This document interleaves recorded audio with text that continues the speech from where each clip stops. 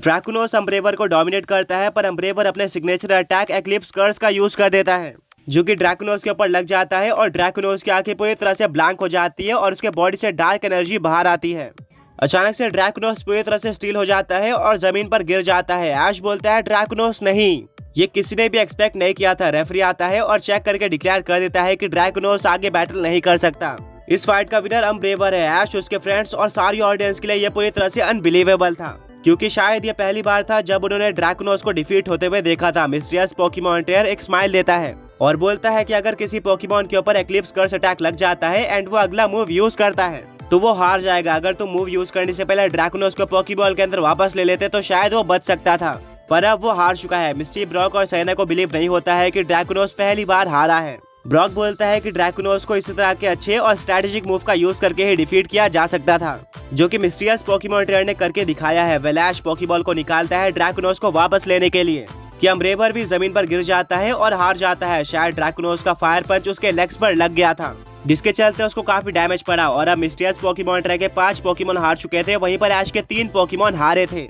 ऐश अभी भी लीड में था, बट वो ड्रैकुनोस को नहीं हारना चाहता था। वो अपने ड्रैकुनोस को पोकेबॉल के अंदर वापस लेता है और बोलता है कि अगर अम्ब्रेवर अपने सिग्नेचर अटैक का यूज नहीं करता तो मैं श्योर हूँ कि तुम ये बैटल को फिनिश करके वापस आते, पर कोई बात नहीं, मेरे पास अभी और भी काफी सारे पोकेमॉन्स बाकी है जो कि तुम्हारा बदला लेकर रहेंगे।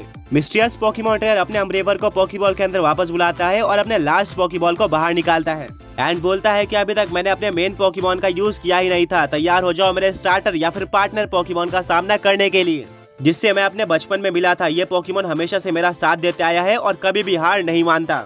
ये तुम्हारे पूरे पोकेमॉन टीम को डिस्ट्रॉय करने की पावर रखता है और तुम्हारे 3 पोकेमॉन्स खतरे में है। वेलवेगॉन, बाहर आ जाओ।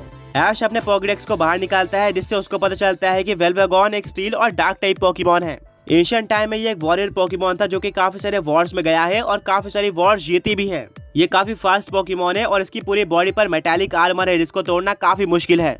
ऐश बोलता, अमेजिंग, ये तो एक फास्ट पोकेमॉन लग रहा है और मेरे पास इसके लिए एक परफेक्ट पोकेमॉन है।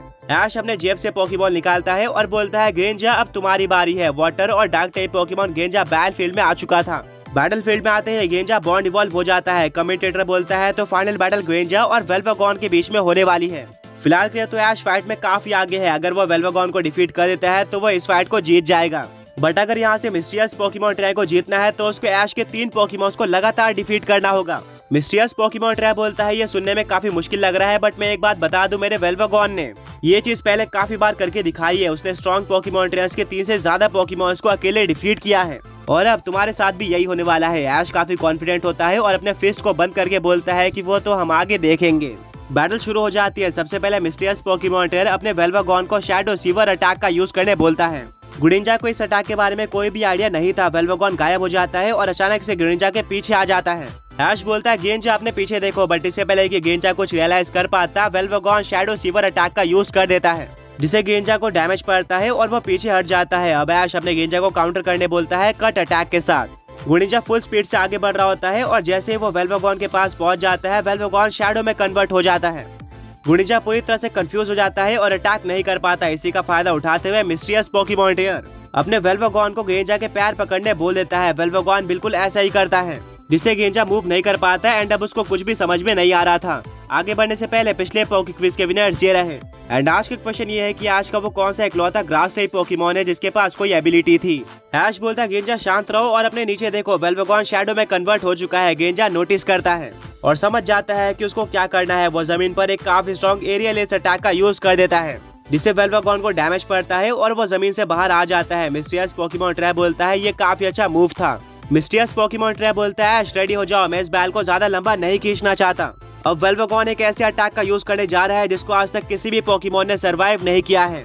इस अटैक का नॉकआउट रेट 100% है, यानी कि अगर ये अटैक किसी भी पोकेमॉन के ऊपर लग जाता है तो वो हमेशा हारता है। क्या तुम और तुम्हारा गेंजा इस अटैक के लिए रेडी है? वेलवेगॉन फैंटम एज अटैक का यूज करो। ऐश अपने फिस्ट को बंद करता है और बोलता है, मैं पीछे नहीं हटने वाला। वेलवेगॉन एक काफी बड़े पर्पल कलर के स्पीयर को क्रिएट करता है और गेंजा की तरफ अनलीश कर देता है। ऐश बोलता है, गेंजा जल्दी डबल टीम अटैक का यूज करो। गुडिंजा अपनी काफी सारी कॉपीज क्रिएट कर लेता है, जिससे वेलवेगॉन कंफ्यूज हो जाता है कि असली गेंजा कौन सा है। अल्टीमेटली फैंटम एज अटैक गेंजा के फेक कॉपीज के ऊपर लग जाता है और ऐश एक स्माइल देकर बोलता है, गुडिंजा अब हमारी बारी है, चलो दिखाते हैं कि हमारा नॉकआउट रेट कितना है। अभी वाटर बज अटैक का यूज करो। गुनिंजा और उसके सारे बचे हुए क्लोन्स वाटर पल्स अटैक का यूज कर देते हैं, जो कि एक साथ वेल्वागॉन की तरफ बढ़ते हैं। मिस्टीरियस पोकेमॉन ट्रैक काफी कॉन्फिडेंट होता है और बोलता है कि ये सारे अटैक वेल्वागॉन के ऊपर काम नहीं आने वाले। वेल्वागॉन, अभी शैडो बन जाओ और जमीन के अंदर चले जाओ। बट इसके लिए ऐश पूरी तरह से रेडी था, क्योंकि अब उसने फिगर आउट कर लिया था कि वेल्वागॉन के शैडो को कैसे काउंटर करना है। वो बोलता है, ग्रेंजा अपने सारे वाटर पल्स को जमीन की तरफ एम करो। ग्रेंजा और उसके सारे फेक कॉपीज बिल्कुल ऐसा ही करते हैं, जिससे एक साथ 100 से भी ज्यादा वाटर पल्स वेल्वागॉन के शैडो से टकराते हैं और एक बहुत ज्यादा बड़ा एक्सप्लोजन हो जाता है। ग्रेंजा को बिल्कुल भी डैमेज नहीं पड़ा था और वो फुल हेल्थ के साथ ऐश के सामने आकर खड़े हो जाता है। वहीं पर दूसरी तरफ इतने सारे अटैक एक साथ लगने के बाद भी मिस्टीरियस पोकेमॉन ट्रैक काफी कॉन्फिडेंट होता है और कहता है कि शैडो बनने के बाद ये सारे अटैक मेरे वेल्वागॉन के ऊपर इफेक्ट नहीं करने वाले, वो नहीं हारने वाला। अब धीरे धीरे करके स्मोक हटना स्टार्ट होता है और कुछ टाइम बाद देखने को मिलता है कि वेल्वागॉन जमीन पर गिरा हुआ है और उसकी पूरी बॉडी शेक कर रही है। मिस्टीरियस पोकेमॉन ट्रैक ये देखकर शॉक हो जाता है और बोलता है, वेल्वागॉन क्या तुम ठीक हो? ऐश एक स्माइल देता है और बोलता है, क्यों, तुम तो काफी कॉन्फिडेंट थे कि ग्रेंजा के वाटर पल्स अटैक वेल्वागॉन के ऊपर काम नहीं आने वाले। बट अब क्या हुआ? मिस्टीरियस पोकेमॉन ट्रैक पूरी तरह से स्पीचलेस हो जाता है और उसका वेल्वागॉन वापस खड़े होने की कोशिश करता है, बट उसके पैर शेक कर रहे होते हैं। ऐश बोलता है, ग्रेंजा वेल्वागॉन को वापस खड़े होने का मौका मत दो, अभी फिनिश करो एरियल एस अटैक के साथ। बॉन्ड इवॉल्व फॉर्म में होने के चलते ग्रेंजा की स्पीड काफी ज्यादा थी, जिसके चलते वो कुछ ही सेकंड्स के अंदर वेल्वागॉन के पास पहुंच जाता है और एक सुपर स्ट्रॉन्ग एरियल एस का यूज कर देता है, जिससे वेल्वागॉन स्टेडियम के वॉल पर जाकर टकराता है और जमीन पर गिर जाता है।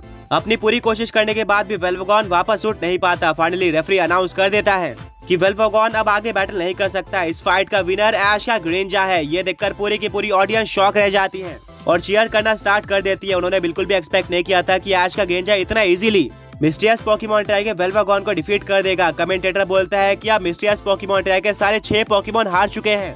वहीं पर ऐश के पास अभी भी ग्रेंजा को मिलाकर 3 पोकेमॉन्स बचे हुए थे, यानी कि इस बैटल का क्लियर विनर ऐश केचम है। सारे टॉप पोकेमॉन ट्रेनर्स जो कि बैटल शुरू होने से पहले बोल रहे थे कि ऐश ने काफी बड़ी बेवकूफी की है, वो अब शांत हो चुके थे और एक्सेप्ट कर लेते हैं कि ऐश का फैसला बिल्कुल सही था। ऐश ग्रेंजा की तरफ देखता है, दोनों की आंखें चमक रही होती है और दोनों की आंखों में अलग तरह का कॉन्फिडेंस था। मिस्टीरियस पोकेमॉन ट्रैक काफी सैड हो जाता है और बोलता है, वेल्वागॉन तुम इतने आसानी से नहीं हार सकते। बट अब कुछ भी नहीं हो सकता था। ऐश ये बैटल जीत चुका था एंड उसको कोई फेनोमेना यूज करने की जरूरत भी नहीं पड़ी थी। मिस्टीरियस पोकेमॉन ट्रैक भागते हुए अपने वेल्वागॉन के पास जाता है और वेल्वागॉन अपनी आंखें खोलता है। एक साथ इतने सारे वाटर पल्स को वेल्वागॉन नहीं सह पाया था, जिसके चलते वो हार गया। एंड अब क्योंकि ऐश ये बैटल जीत चुका था, टाइम आ चुका था मिस्टीरियस पोकेमॉन ट्रैक के रिवील होने का।